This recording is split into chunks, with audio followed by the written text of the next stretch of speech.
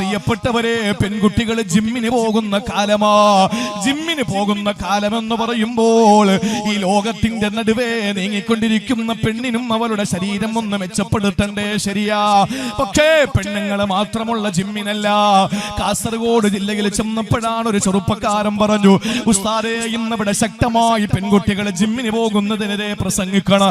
ഞാൻ പറഞ്ഞു, ഞാൻ പറയൂല. എന്തുകൊണ്ട്? പെൺകുട്ടികൾക്ക് അതിന് പോകുന്നത് എന്തെങ്കിലും നിഷിദ്ധമാണോ? എന്തെങ്കിലും മതപരമായിട്ട് അതിന് തെറ്റുണ്ടോ? ഏതെങ്കിലും പണ്ഡിതന്മാരത് മോശമാണെന്ന് പറഞ്ഞിട്ടുണ്ടോ? ആ സമയത്താണ് ആ ചെറുപ്പക്കാരൻ പറഞ്ഞു, ഉസ്താദേ ആണുങ്ങളും പെണ്ണുങ്ങളും മിക്സ് ആയിട്ടുള്ള ജിമ്മാ. കേട്ടപ്പോൾ ഞെട്ടിപ്പോയി.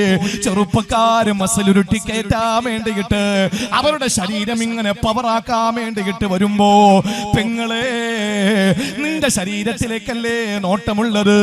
അതുപോലെ തന്നെ ഡ്രൈവിംഗ് സ്കൂളിൽ ഭർത്താക്കന്മാര് വിടുമ്പോൾ, പെൺകുട്ടികളെ ബാപ്പമാര് വിടുമ്പോൾ, ആങ്ങളമാരെ പെങ്ങന്മാരെ വിടുമ്പോൾ, പെണ്ണുങ്ങൾ പഠിപ്പിക്കുന്ന ഡ്രൈവിംഗ് സ്കൂളിൽ വിട്ടോ അത്യാവശ്യമെങ്കിൽ. അതല്ലെങ്കിൽ നിങ്ങൾ പഠിപ്പിച്ചോ. അതല്ലാതെ പുരുഷന്മാര് മാത്രമുള്ളിടത്ത് വിടാൻ പാടില്ല. ഇതെല്ലാം തെറ്റ് തന്നെയാണ്. ഇതെല്ലാം തിന്മ തന്നെയാണ്. ഇതെല്ലാം മോശപ്പെട്ടത് തന്നെയാണ്. ഇതെല്ലാം വർജിക്കപ്പെടേണ്ടത് തന്നെയാണ്. ഇതെല്ലാം ശരിയാണെന്ന് വാദമാർക്കും തന്നെയില്ല. ഇതെല്ലാം നമ്മൾ ചെയ്യുമ്പോൾ നമ്മൾ ആരുടെ ഭക്ഷണമാ കഴിച്ചത്?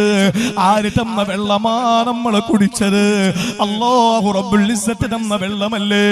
എത്രയോ ആളുകളാണ് പ്രിയപ്പെട്ടവര് വായിലൂടെ വെള്ളം കുടിക്കാൻ കഴിയാത്തതിന്റെ പേരില് തൊണ്ടയിൽ ട്യൂബിട്ടിട്ട് കഴിക്കുന്നത്, കഴുത്തിൽ ട്യൂബിട്ടിട്ട് ഭക്ഷണം കഴിക്കുന്നത്, ജ്യൂസാക്കി കൊടുക്കുന്നത്.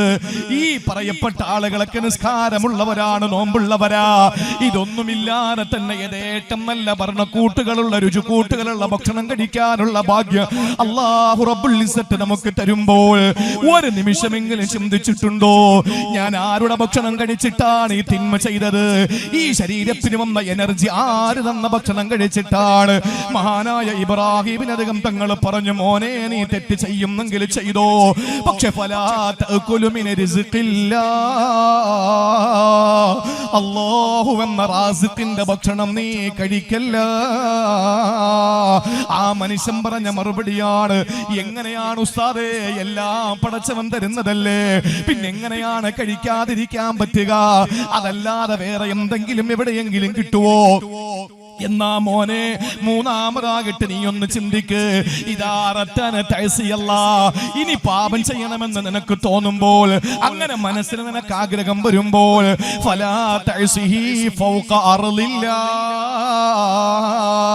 അള്ളാന്റെ ഭൗമോപരിതലത്തിന്റെ വിരിമാറിലിരുന്ന് തെറ്റ് ചെയ്യല്ലേ. ഈ പടച്ചോന്റെ ഭൂമിയിൽ നിന്ന് മാറിയിട്ട് വേറെ ഏതെങ്കിലും പ്രൈവറ്റ് പ്രോപ്പർട്ടിയിൽ പോയി നീ ഇരുന്ന് ചെയ്യണേ. അതല്ലെങ്കിൽ പേഴ്സണൽ പ്രോപ്പർട്ടിയിൽ പോയിരുന്ന് നീ ചെയ്യണേ. അതല്ലാതെ ഒരിക്കലും നീ പടച്ചോന്റെ ഭൂമിയിൽ ഇരുന്നു കൊണ്ട് അവൻ നിഷിദ്ധമാക്കിയത് ചെയ്യല്ലേ. ഇത് പറഞ്ഞപ്പോഴും ആ മനുഷ്യൻ പറയുകയാണ്, സുബ്ഹാനല്ലാഹ് ഐന അദ്ഹബു വകുല്ലു മാ ഫിൽ കൗനിലാ. എവിടെ പോകാനാ? ഇതെല്ലാം പടച്ചവന്റെതല്ലേ, ഇതെല്ലാം റബ്ബുൽ ഇസ്സത്തിന്റെതല്ലേ, ഇതെല്ലാം കരുണക്കടലിന്റെതല്ലേ. അതുകൊണ്ട് അതും കഴിയില്ല ഉസ്താദേ. എന്നാ പൊന്നുമോനെ, നാലാമത് ഞാനൊരു കാര്യം പറയാ. ഇനി പടച്ചവനുമായി ബന്ധമുള്ളതങ്ങ് വിട്ടേക്ക്, അത് നിനക്ക് പറ്റൂലെന്ന് മനസ്സിലായില്ലേ? എന്നാ ഞാൻ നാലാമതായിട്ടൊന്ന് പറയട്ടെ. നീ തെറ്റൊക്കെ ചെയ്തോ, അള്ളാന്റെ ഭൂമിയുടെ മുകളില് അവൻ തരുന്ന ഭക്ഷണം കഴിച്ച് അവൻ കാണുന്ന സ്ഥലത്തിരുന്ന് നീ തെറ്റ് ചെയ്തോ, ഈ ചിന്തകളൊക്കെ നിന്റെ ഭാഗത്ത് നിന്ന് പൊയ്ക്കോട്ടെ. പക്ഷെ ഒരു കാര്യം ഞാൻ പറയാ, ഇതാ ഖറഅത ദുനൂബക ഫീ സഹീഫതിക, നിന്റെ കർമ്മ പുസ്തകമുണ്ടല്ലോ, നിന്റെ ജീവിതത്തിന്റെ റെക്കോർഡ്സ് പുസ്തകമുണ്ടല്ലോ, നിന്റെ ജീവിതത്തിന്റെ കുറ്റപത്രമുണ്ടല്ലോ, ഇത് നാളെ നിനക്ക് തരുന്ന ഒരു ദിവസമുണ്ട്. ലാ യുഗാദിറു സഗീറതൻ വലാ കബീറതൻ ഇല്ലാ അഹ്സാഹാ. ചെറുതും വലുതുമായ ഒന്നും അല്ലാഹു വിടൂല. ഒരു ചെറിയ ചിന്ത മനസ്സിൽ വന്നാലും അതിനകത്ത് റെക്കോർഡാ. CCTV ക്യാമറ നമ്മൾ ഭയക്കുമല്ലോ, ടൂ വീലറും ഫോർ വീലറും ഓടിച്ചു പോകുമ്പോൾ ക്യാമറ ഇരിക്കുന്നത് കണ്ടാൽ പ്രിയപ്പെട്ടവരെ പിണറായി വിജയന്റെ പോലീസ് നമ്മളെ പിടിക്കുമെന്ന് ഭയപ്പെട്ടുകൊണ്ട് നമ്മൾ വളരെ പതുക്കെ പോകുന്നത് ക്യാമറ ഇരിക്കുന്നത് കൊണ്ടാ. എവിടെയെങ്കിലും പോയാൽ CCTV ക്യാമറ ഉണ്ടെങ്കിൽ നമ്മൾ വലിയ മുത്തഖീങ്ങളാ, നമ്മളപ്പോഴും വലിയ മുഖ്ലിസീങ്ങളാ. പക്ഷെ അതില്ലെങ്കിൽ നമ്മുടെ സ്വഭാവം നേരെ വിരുദ്ധമാ. പക്ഷേ പ്രിയപ്പെട്ടവരെ, എല്ലാം രേഖപ്പെടുത്തുന്ന ഒരു CCTV ക്യാമറയുണ്ട്. ആ ക്യാമറയാണ് നമ്മുടെ ജീവിതത്തിന്റെ റെക്കോർഡ് പുസ്തകം. ഡയറി കുറിപ്പ് എഴുതുന്നത് പോലെയല്ല.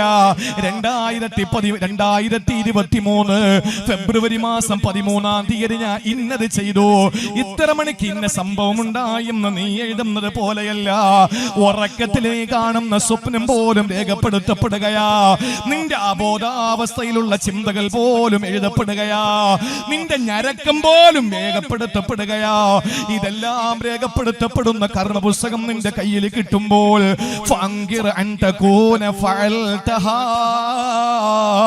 അല്ലാഹു റബ്ബുൽ ഇസ്സത്ത് എന്ന മാലിക്കുൽ മുൽക്കിന്റെ മുമ്പിൽ നിന്നുകൊണ്ട്, പടച്ചവന്റെ കോടതിയിൽ നിന്നുകൊണ്ട്, ഒരു ചാൻ മുകളിൽ കത്തിജ്വലിച്ചു നിൽക്കുന്ന അരുണന്റെ കിരണമേറ്റുകൊണ്ട് ചെമ്പത്തറ താപം കൊണ്ട് വിറയ്ക്കുന്ന മഹ്ശറ, ആ വൻസഭയിൽ നിന്നുകൊണ്ട് നീ പറയണം, അല്ലാഹുവേ ഞാനിത് നിഷേധിക്കുകയാണ്, ഇത് ഞാൻ ചെയ്തിട്ടില്ല, ഇത് ഞാൻ ചെയ്തിട്ടില്ല, ഇത് നിഷേധിക്കുന്നു എന്ന് നിനക്ക് പറയാൻ പറ്റുമെങ്കിൽ നീ തെറ്റ് ചെയ്തോ. ആ സമയത്തതാ വീണ്ടും മഹാനവറുകളോട് ശിഷ്യം പറയുകയാണ്, ഉസ്താദേ സുബ്ഹാനല്ലാഹ്, നിങ്ങൾ എന്തായി പറയുന്നത്, നിങ്ങൾ എന്തായി പറയുന്നത്? ഫൈനൽ കിറാമുൽ കാത്തിബീ, ഈ എഴുത്തുകാരായ റിപ്പോർട്ടർമാരായ മലക്കുകൾ അവിടെ ഉണ്ടല്ലോ. വൽ മലായികത്തുൽ ഹാഫിളൂ, പ്രൊട്ടക്ഷന്റെ മാലാകമാർ അവിടെ വരുന്നുണ്ടല്ലോ. വശുഹൂദുൻ നാതിഖൂ, എല്ലാം മിണ്ടുന്ന നമ്മുടെ അവയവങ്ങളും അവിടെ വരുമല്ലോ റബ്ബേ, അല്ലാഹുവിന്റെ ഹബീബ് വരുമല്ലോ ഉസ്താദേ. പിന്നെ എങ്ങനെയാണ് എനിക്ക് ആ തെറ്റ് ചെയ്യാൻ കഴിയുക? ഇതിനെ എങ്ങനെയാണ് എനിക്ക് അവഗണിക്കാൻ കഴിയുക? ഉസ്താദ് പറഞ്ഞ് കഴിയൂലല്ലോ. എന്നാൽ ഞാൻ ഇനി അഞ്ചാമതൊരു കാര്യം കൂടി പറഞ്ഞു തരാ, അത് കേട്ടിട്ട് നീ തീരുമാനിച്ചോ തെറ്റ് ചെയ്യണമെന്ന്. നിനക്ക് റബ്ബിനോട് തെറ്റ് ചെയ്യണമെന്ന് കൊതിയുണ്ടാകുമ്പോൾ നീ ചെയ്തോ മോനെ, എന്ത് വേണോ നിനക്ക് ചെയ്യാ. പിന്നെ നിന്റെ അടുത്ത് മലായിക്കത്തുകൾ വരുന്ന ദിവസമുണ്ട്. എന്തിനാണ് അവർ വരുന്നത്? നിന്നെ നരകത്തിലേക്ക് വലിച്ചുകൊണ്ട് പോകാനാ. ഏത് മലക്കുകളാണ് വരുന്നതെന്നറിയോ?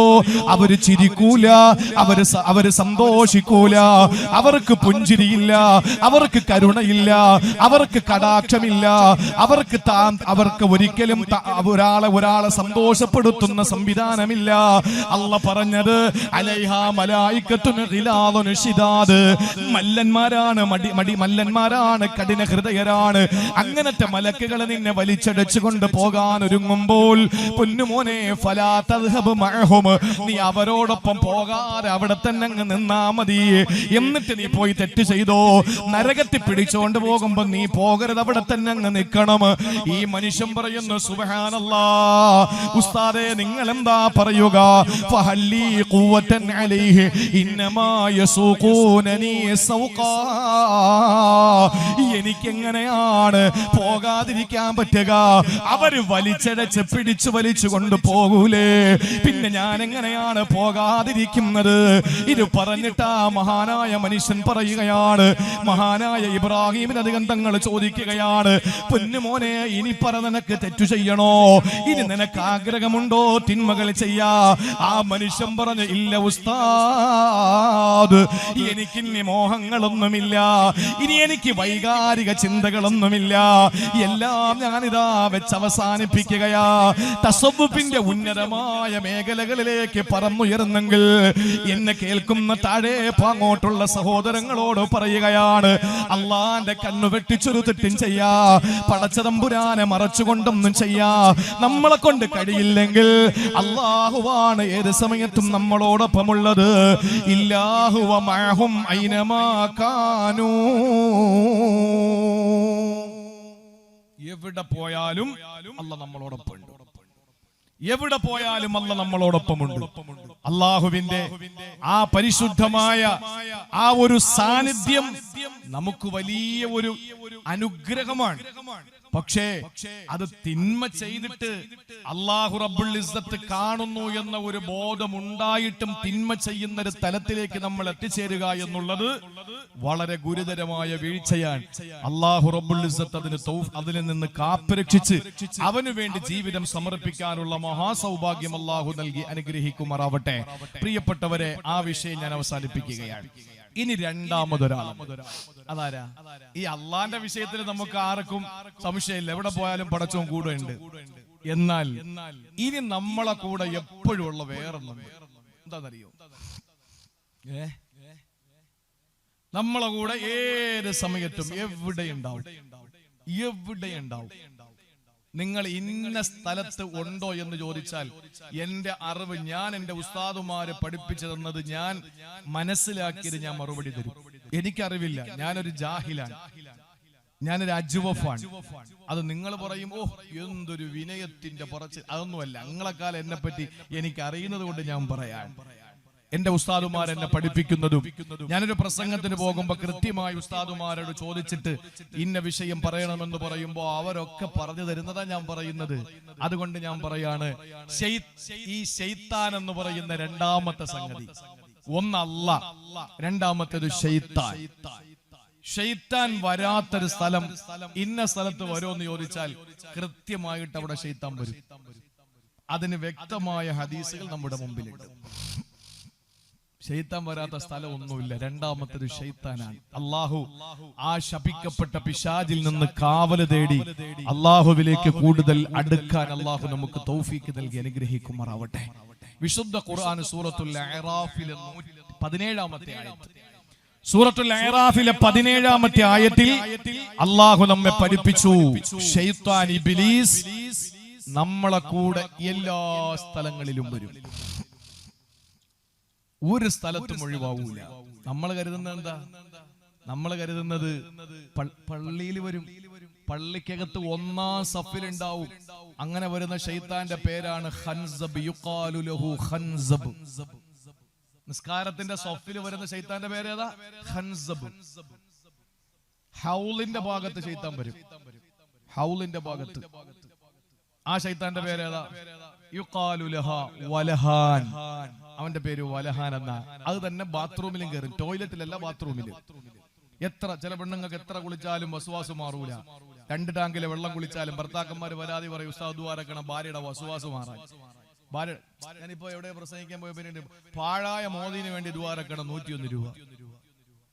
യഥാർത്ഥത്തിൽ പാവപ്പെട്ട എഴുതി കൊടുത്ത് പഴയ മോദിന് വേണ്ടി ദുആരക്കാനാ. ഇച്ചിരി നീണ്ടുപോയി ഒരു അക്ഷരത്തിന്റെ അപ്പുറത്ത്. അപ്പൊ അതാണ്. അപ്പൊ നമ്മുടെ ജീവിതത്തില് നമ്മൾ കരുതുന്നതിന് അപ്പുറത്ത് കാര്യങ്ങളുണ്ട്, നമ്മൾ ചിന്തിക്കുന്നതിന് അപ്പുറത്ത് കാര്യങ്ങളുണ്ട്. വസ്വാസ് വരുന്നത് എന്തുകൊണ്ടാണ്? നമ്മൾ കരുതും അതാണ് ശുദ്ധിയുടെ ഭാഗം. ചില ആളുകൾ കണ്ടിട്ടില്ലേ, ബാത്റൂമിൽ കയറിയ പെട്ടെന്നൊന്നും പുറത്തിറങ്ങൂല. വസ്വാസാൻ. അത് വരാതിരിക്കാൻ നമ്മൾ എപ്പോഴും റബ്ബിനോട് കാവൽ ചോദിക്കണം. ഇല്ലെങ്കിൽ പൊതു ഒരു എല്ലാവരും കൂടെ ഒരുമിച്ച് കിടക്കുന്ന റൂമാണെങ്കിൽ വലിയ ബുദ്ധിമുട്ടാണ്, വലിയ പ്രയാസമാണ്. ആളുകളൊക്കെ ബുദ്ധിമുട്ടിച്ച് ഇടങ്ങേറാക്കേണ്ടി വരും. വസ്വാസ് വലിയൊരു പ്രശ്നമാണ്. മിൻ ശർരിൽ വസ്വാസിൽ ഖന്നാസ് അല്ലദീ യുവസ്വിസു ഫീ സുദൂരിന്നാസ് മിനൽ ജിന്നത്തി വന്നാസ്. നമ്മൾ എന്നും കാവൽ തേടുന്ന ഒരു സൂറയല്ലേ ഇത്? അള്ളാഹുവിനോട് എപ്പോഴും ചോദിക്കുന്നുണ്ടല്ലോ. വസ്വാസ് വലിയ പ്രശ്നമാണ്. ഈ വസ്വാസ് വരുത്തുന്നത് ശൈത്താനാണ്. യുഖാലു ലഹു വലഹാൻ. ഇനി ടോയ്ലറ്റിൽ മാത്രം 2 ശൈത്താന്മാരുണ്ട്. അവരെന്താന്നറിയോ? കമിതാക്കളാണ്. അവര് കപ്പിൾസാണ്. അവര് കമിതാക്കളാണ്. അവര് കുടുംബക്കാരാണ്. അതുകൊണ്ടാണ് നമ്മൾ കേറുമ്പോ എന്ത് പറയുന്നു?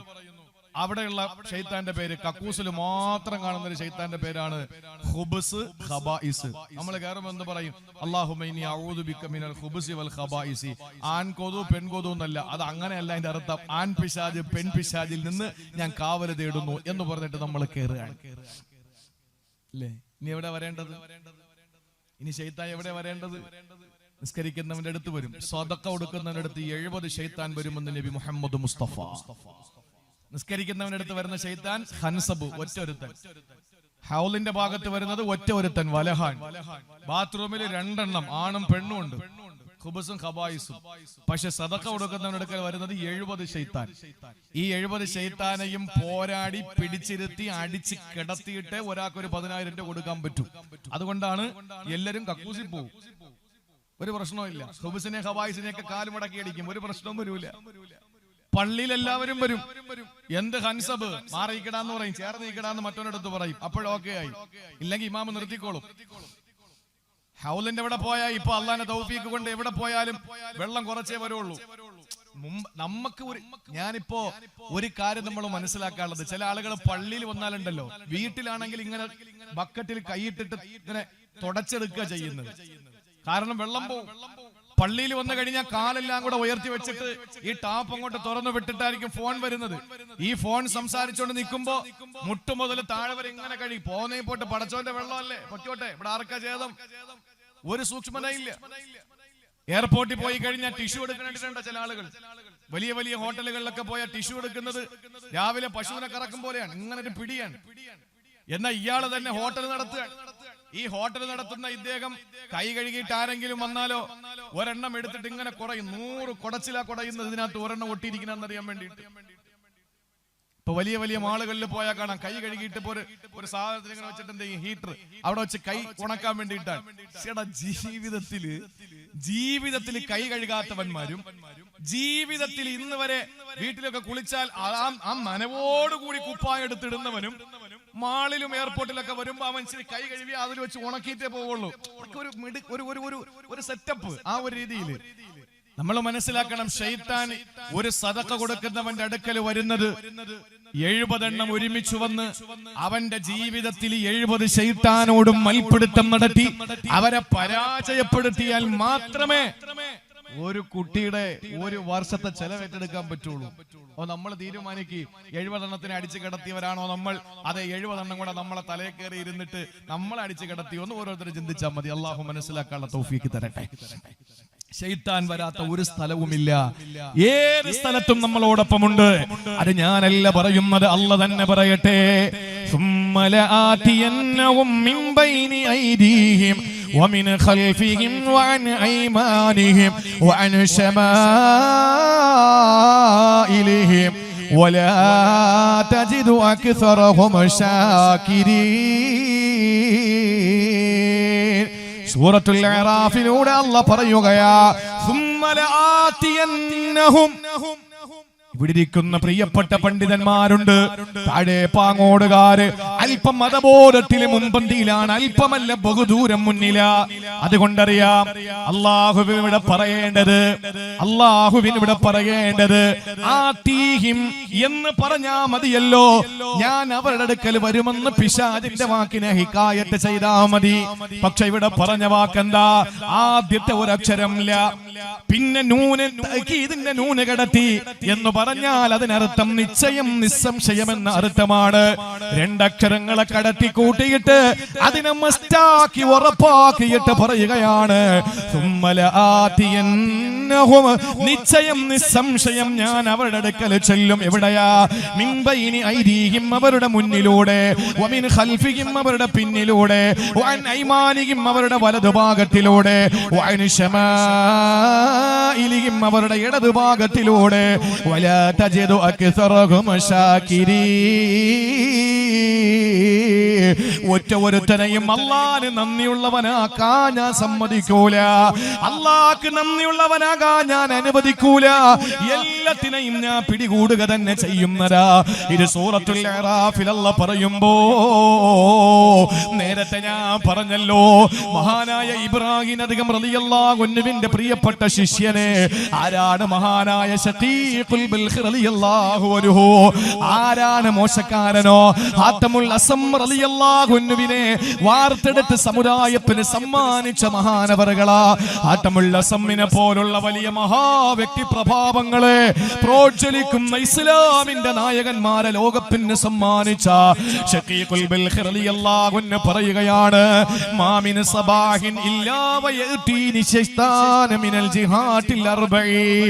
4 വശത്തൂടെയും ഓരോ പ്രഭാതത്തിലും ശൈത്താൻ എൻ്റെ അടുത്ത് വരുവാറുണ്ട്. ആത്തമുൽ അസമ്മിന്റെ ഉസ്താദ് ശഖീഖുൽ ബൽഖി എന്ന ഇബ്രാഹിം അദ്ഹമിന്റെ ശിഷ്യൻ റളിയല്ലാഹു അൻഹു അവര് പറയാണ്, എന്റെ അടുത്ത് 4 വശത്തൂടെയും ശൈത്താൻ ഓരോ സുപ്രഭാതത്തിലും വരും. അപ്പൊ നമ്മളെ കാര്യം പറയണോ? ആത്തമുള്ള ഇപ്പോ പുലിപ്പാറ ഉസ്താദിനെ സംബന്ധിച്ചിടത്തോളം ഉസ്താദിന്റെ ജ്യേഷ്ഠന്റെ മകളുടെ കല്യാണം അല്ലേ? കല്യാണം വലിയ ഒരു പണ്ഡിതനാണ്. അല്ലാഹു റബ്ബുൽ ഇസ്സത്ത് ആഫിയത്തുള്ള ദീർഘായുസ് നൽകി അനുഗ്രഹിക്കുമാറാവട്ടെ. ഇരിക്കുന്ന ഉസ്താദുമാരൊക്കെ, ഉസ്താദിനെ ഞാൻ കേട്ടിട്ടുണ്ട്, ഇപ്പോഴാണ് കാണുന്നത്. അല്ലാഹു ആഫിയത്തുള്ള ദീർഘായുസ് കൊടുക്കട്ടെ. അവരുടെയൊക്കെ തണലും അവരൊക്കെ നമ്മളെ നമ്മളെ കാണുമ്പോൾ നമ്മുടെ നാസിഹീങ്ങളും മുഹിബ്ബീങ്ങളും നമ്മുടെ പ്രിയപ്പെട്ട ഉസ്താദുമാരൊക്കെ ഇന്നത് പ്രസംഗിക്കരുത്, ഇന്നത് പ്രസംഗിക്കണം, ഇന്നത് അബദ്ധമാണ് എന്നൊക്കെ പറഞ്ഞ് നമ്മളെ ഉപദേശിക്കുന്നത് കൊണ്ടാണ് നമുക്കൊരു പിടിവള്ളി ഉള്ളത്. അൽഹംദുലില്ലാ. അത് മരിക്കുന്നത് വരെ അവരുടെയൊക്കെ സ്നേഹവും ഗുരുത്വവും പൊരുത്തവും ഒക്കെ നേടി അദബുള്ള, അഹങ്കാരമില്ലാത്ത, വിനയമുള്ള പണ്ഡിതന്മാരിൽ അല്ലാഹു നാം ഏവരെയും ഉൾപ്പെടുത്തി അനുഗ്രഹിക്കുമാറാവട്ടെ. അബ്ദുൽ ഹക്കീം ഉസ്താദ്, അദ്ദേഹം ഒരു വലിയൊരു മുബത്തല, പരീക്ഷിക്കപ്പെട്ട ഒരു വലിയ മഹാമനുഷ്യനാണ്. അള്ളാഹു പിടിച്ചു നിൽക്കാനുള്ള കരുത്ത് കൊടുത്തു. ഞാൻ ഓർക്കുകയാണ് അദ്ദേഹത്തിന്റെ ഞാൻ എന്റെ ഉമ്മ ക്യാൻസർ രോഗം പിടിപെട്ട് ആശുപത്രിയിൽ കഴിയുമ്പോ, അതിനു മുമ്പ് എന്റെ പ്രിയപ്പെട്ട ഒരു സുഹൃത്ത്, അദ്ദേഹം ക്യാൻസർ രോഗം പിടിപെട്ട് എന്റെ സതീർത്ഥ്യനായി ജാമിയ മന്നാനിയ സർവകലാശാലയിൽ എന്നോടൊപ്പം പഠിച്ച ഒരു മതപണ്ഡിതൻ ഈ അസുഖം പിടിപെട്ട് കിടക്കുമ്പോൾ അദ്ദേഹം മരണപ്പെട്ടു പോയി. അള്ളാഹു ഖബർ വിശാലമാക്കി കൊടുക്കട്ടെ. അപ്പോ ആ സമയത്തൊക്കെയും ബഹുമാനപ്പെട്ട അബ്ദുൽ ഹക്കീം ഉസ്താദ് അവിടെ ഉണ്ട്. അപ്പോഴൊക്കെയും തന്റെ പ്രിയതമ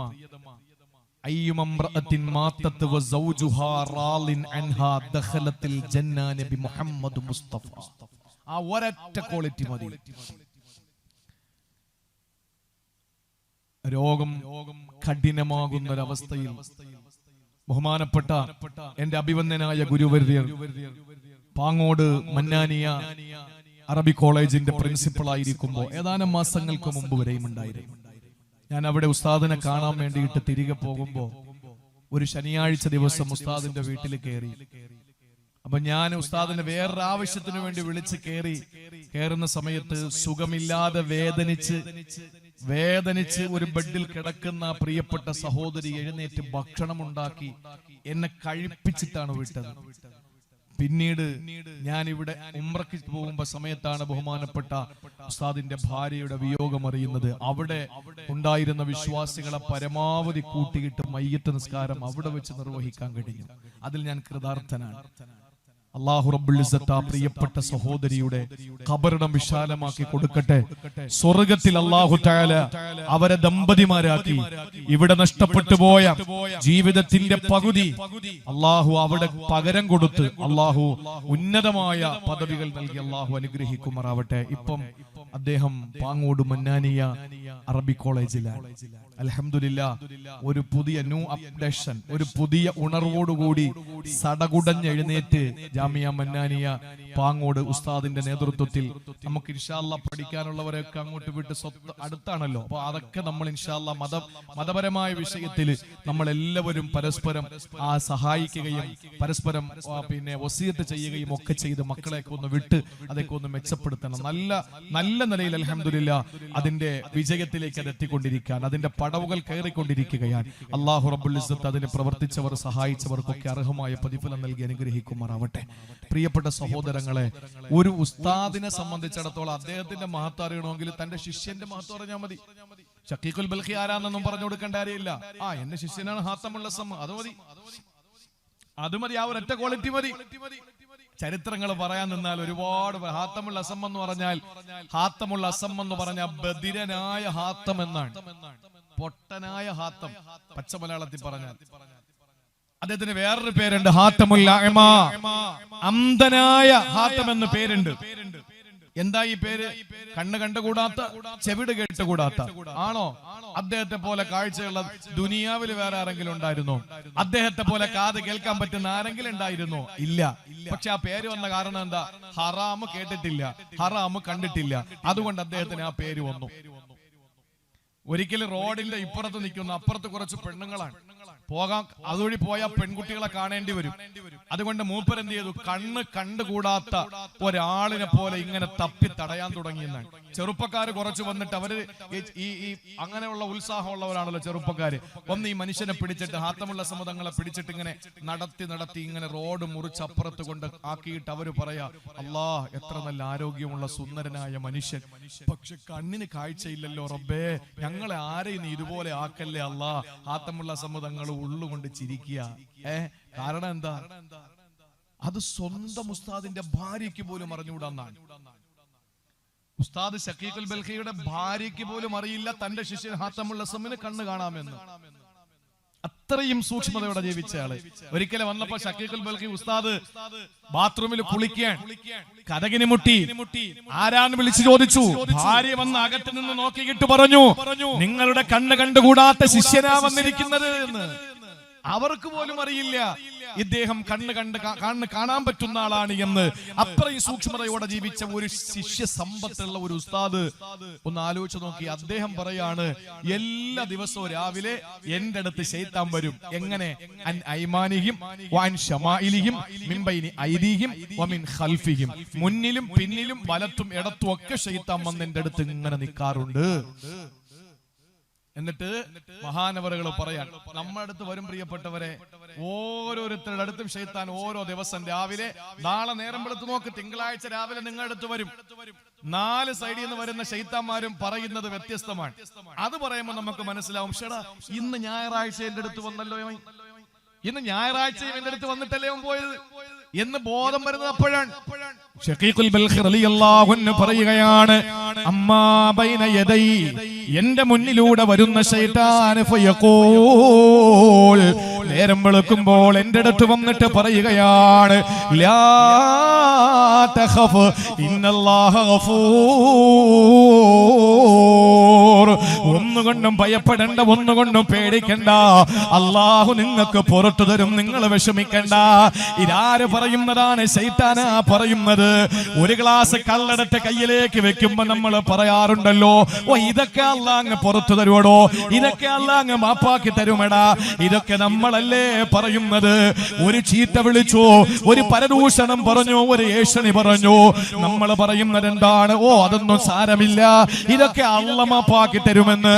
ആ ഒരു ശുഭാപ്തി വിശ്വാസം നല്ലതാണ്. പക്ഷേ ഇതിനെ പ്രേരിപ്പിക്കുന്നതാരെന്നറിയോ? നമ്മുടെ മുന്നിലൂടെ വരുന്ന ശൈത്താനാണ് എന്ന് മഹാനായ ശഖീഖുൽ ബൽഖി വീണ്ടും മഹാനവറുകൾ പറയുകയാ, ഞാനൊന്ന് ചോദിക്കട്ടെ പെങ്ങളെ, ഇങ്ങനെ പലരും വന്നിട്ടില്ലേ? പലപ്പോഴും നമ്മുടെ മനസ്സിൽ അങ്ങനെ ഒരു ചിന്ത വന്നിട്ടില്ലേ? എനിക്ക് അല്ല പുറത്തു തരും, എനിക്ക് പുറത്തില്ലെങ്കിൽ പിന്നെ ആർക്കാ അല്ല പൊറുക്കുക? അത് തോന്നിപ്പിക്കുന്നത് ശൈത്താൻ തന്നെയാണ്. എന്നാൽ മഹാനവറുകൾ പറയുന്നു, അമ്മാമിൻ ഖൽഫി, എന്റെ പിറകിലൂടെ വരുന്ന പിശാച് ഫയഖൂൽ, എന്നോട് വന്നിട്ട് പറയുന്നു, ഫയുഖവ്വിഫുനി മിൻ വഖൂഇ ഔലാദി ഫിൽ ഫഖരി, എന്റെ മക്കളുടെ ദാരിദ്ര്യം എന്നോട് ഓർമ്മപ്പെടുത്തുന്നത് പിറകിലൂടെ വരുന്ന ശൈത്താനാ.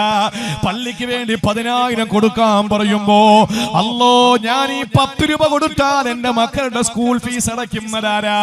പടച്ചവനെ, ഞാൻ 25,000 രൂപ കൊടുക്കുകയോ? 25,000 രൂപ എന്ന് പറഞ്ഞാൽ എന്റെ മക്കൾക്ക് 2.5-3 മാസത്തോളം ഫീസ് അടയ്ക്കാനുണ്ടല്ലോ.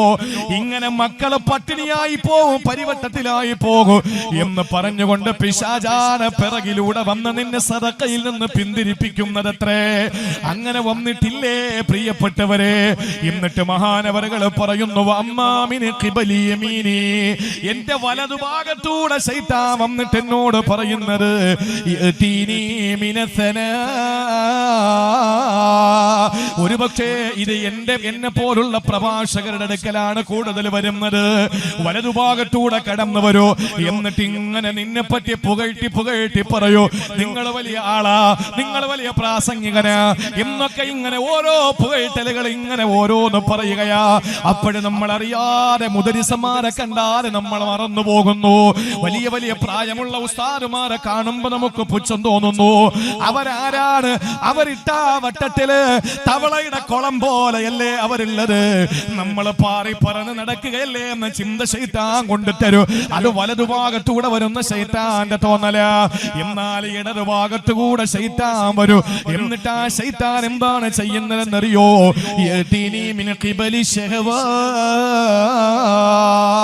ശരീരത്തിന്റെ ആഗ്രഹങ്ങളെ, മോഹങ്ങളെ, ജഡികേച്ഛകളെ തോന്നിപ്പിക്കുന്നത് ഇടതുഭാഗത്തൂടെ വരുന്ന ശൈത്താനാണ്. അവിടെ പോകണം, ഇവിടെ പോകണം, അത് ചെയ്യണം, ഇത് ചെയ്യണം എന്നൊക്കെ തോന്നിക്കുന്നത് ഇടതുഭാഗത്തുകൂടെ വരുന്ന ശൈത്താനാണത്രേ. ആ സമയത്ത് ശഖീഖുൽ ബൽഖി തന്നെ പറയുകയാണ്, ഇത് വേറെങ്ങുമുള്ളതല്ല, ഇതേതെങ്കിലും വാറോലയിലുള്ളതല്ല പ്രിയപ്പെട്ടവരെ. അള്ളാന്റെ വിശുദ്ധമായ ഖുർആനിനെ തഫ്സീർ ചെയ്തിട്ടുള്ള ഇമാമുന റാസി തങ്ങളെ പോലെ, ഇമാം സ്വാബി തങ്ങളെ പോലെ, ഇമാം ജലാലൈനി തങ്ങളെ പോലെ, ഇമാം ഇബ്നു കസീറിനെ പോലെ, ഇമാം തഹാവിയെ പോലെ എത്ര വിശുദ്ധമായ ഖുർആനിന്റെ തഫ്സീറുകൾ ഉണ്ടെന്നറിയോ? അതിലൊരു വലിയ മഹാനാണല്ലോ ഇമാം ഖാസിനി റഹിമഹുല്ലാഹ്. അദ്ദേഹത്തിന്റെ തഫ്സീറുൽ ഖാസിനിൽ വളരെ വ്യക്തമായി ഇത് കൊടുത്തിട്ടുണ്ട്. പ്രിയപ്പെട്ടവരെ, ആ സമയത്ത് രക്ഷപ്പെടാനുള്ള മാർഗം എന്തെന്നറിയോ? അതുകൂടി പഠിച്ചു വെച്ചോ. ഇത് ലൈവ് ടെലികാസ്റ്റ് ആണല്ലോ. ഇത് ഓരോരുത്തരും നാളകളിരുന്ന് കേട്ടിട്ട് ഈ ആയത്തുകളൊന്ന് എഴുതി പഠിക്കണേ. എല്ലാവർക്കും മറ്റെന്തിനും സമയമുണ്ടല്ലോ, ബുദ്ധിയുണ്ടല്ലോ. ഏത് സിനിമാ പാട്ട് പാടാനും അവർക്കറിയാം. ഏത് കളിക്കാരുടെ രാജ്യത്തിന്റെ പേരുകൾ വേണമെങ്കിലും മക്കളെ പഠിപ്പിക്കാ. പോരെ പോരെ പോരെ പോരാ.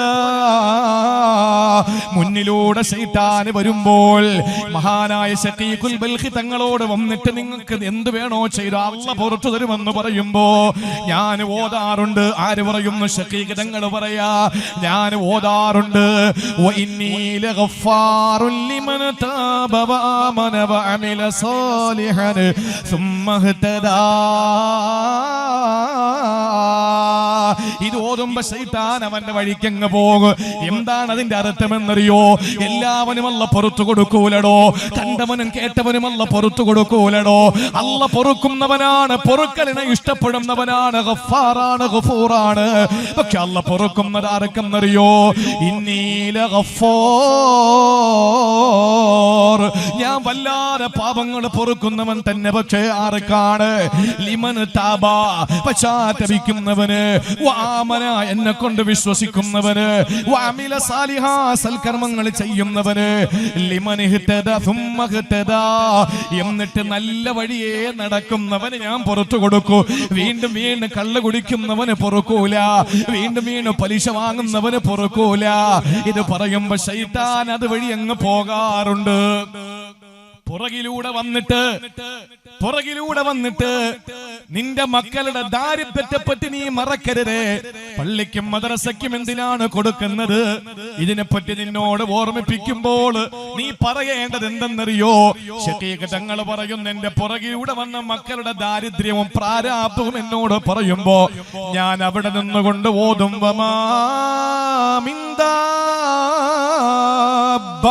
ഫിൽ അർളി ഇല്ലാ അലല്ലാഹി റിസ്ഖുഹാ. ഭൂമിയിലൂടെ നീങ്ങുന്ന ഏത് ജീവജാലങ്ങൾക്കും, ഭൂമിയിലെ ഏത് മനുഷ്യർക്കും, ഏത് ജീവജാലങ്ങൾക്കും, പച്ചക്കരലുള്ള ഏത് ജീവികൾക്കും ഇല്ലാ അലല്ലാഹി റിസ്ഖുഹാ, അല്ലാഹുവിന്റെ അടുക്കൽ അവർക്കുള്ള അന്നമുണ്ട്. ഇത് പറഞ്ഞ അവന്റെ വഴിക്ക് പോയിക്കോളും.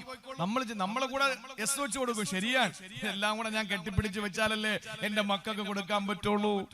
എന്റെ പൊന്ന് സഹോദരങ്ങളെ, അള്ളാഹു ജനിപ്പിച്ചോ? വായ കീറിയ അല്ലാഹ്. സജദ വജ്ഹിയ ലില്ലദീ ഖലഖഹു വസവ്വറഹു വശഖ സമഅഹു വബസറഹു. നമ്മൾ പറയുമല്ലോ തിലാവത്തിന്റെ സുജൂദില്, അല്ലാഹുവേ എന്റെ കാത് കീറിട്ടെന്ന, എന്റെ കണ്ണ് കീറിട്ടെന്ന, എന്റെ വായ കീറിട്ടെന്ന അല്ലാഹ്. വായ കീറിയവൻ അല്ലാഹുവാണെങ്കിൽ അന്നം തരാം അവൻ അറിയാം. ഇമാം ഷാഫി തങ്ങളുടെ വാക്ക് കടമെടുത്താൽ, ജീവിച്ചിരുന്നാൽ അന്നം, മരിച്ചാൽ മണ്ണ്, ജീവിതം രാജകീയം, മനസ്സ് സ്വസ്ഥം. അതാകണം നമ്മൾ. കാരണം അല്ലാഹു നമുക്ക് റിസ്ക് തരും.